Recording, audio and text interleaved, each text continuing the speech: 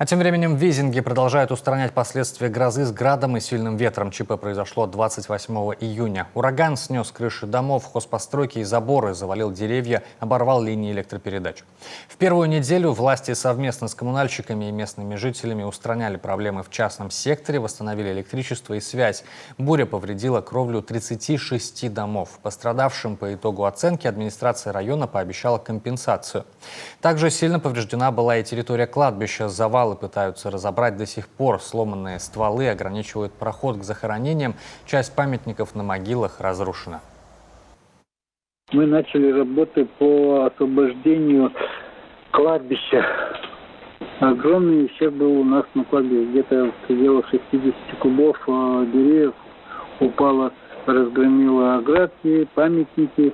А так как кладбище у нас 4 гектара, где-то в пределах 4 гектаров, все это у нас в середине произошло кладбище.